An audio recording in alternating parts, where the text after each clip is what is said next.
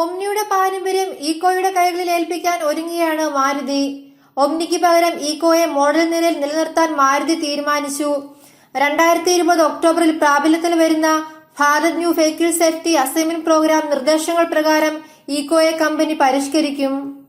സുരക്ഷാ ചട്ടങ്ങൾ കർശനമാവുമ്പോൾ 34 വർഷം പ്രായമുള്ള മാരുതി ഒമ്നിക്ക് പിന്മാറാതെ തരമില്ല. ഈ വർഷം പകുതിയോടെ ഒമ്നിയെ പിൻവലിക്കുമെന്ന് കമ്പനി പറഞ്ഞിട്ടുണ്ട്. പുതിയ സുരക്ഷാ നിർദ്ദേശങ്ങൾ പാലിക്കാൻ ഒമ്നിക്കാവില്ല. വിപണിയിൽ പ്രചാരമുള്ള ഈക്കോ ഒമ്നിക്ക് പകരക്കാരനാവുമെന്ന് ഒരു ദേശീയ മാധ്യമത്തിന് നൽകിയ ആഭിമുഖ്യത്തിൽ RC ഭാർഗവ പറഞ്ഞു.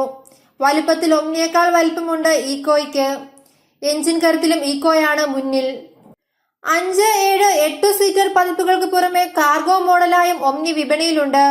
ഒമ്നിയിൽ തുടിക്കുന്ന 796 cc 3 cylinder F8D engine 34 bhp കരുത്തും 59 Nm ടോർക്കുമാണ് പരമാവധി കുറിക്കുന്നത്. 4 speed manual gear box engine കരുത്തിനെ പിൻചക്രങ്ങളിലേക്ക് കൊണ്ടുവരുന്നു.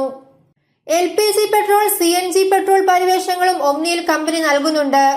ഒമ്നിയെ പോലെ ഈക്കോയും പാസഞ്ചർ കാർഗോ വാൻ പതിപ്പുകളായാണ് വിൽപ്പനയ്ക്ക് വരുന്നത്.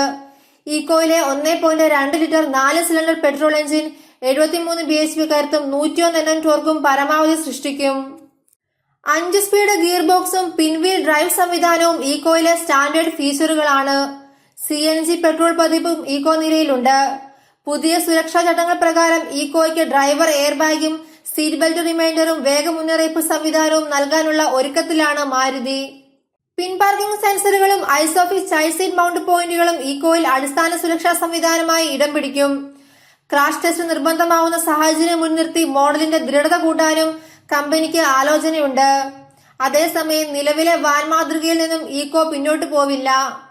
പരന്ന മുൻഭാഗവും ചതുര ആകാരവുമാണ് ഒമ്നിക്ക് ഇപ്പോൾ വിനയാവുന്നത്.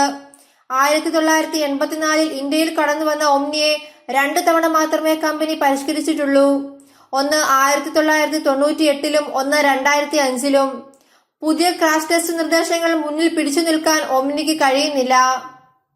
ബോഡി ഘടനയ്ക്ക് ദൃഢത കുറവായതു കാരണം പൂർണ്ണ frontal impact, offset frontal impact, side impact പരിശോധനകൾ BNV SAP ക്രാഷ് ടെസ്റ്റിൽ ഉൾപ്പെടുത്തും. അപകടത്തിൽ ഇടിയുടെ ആഘാതം ഏറ്റുവാങ്ങാൻ ക്രെബിൾ സോണുകൾ വേണമെന്നാണ് ചട്ടം.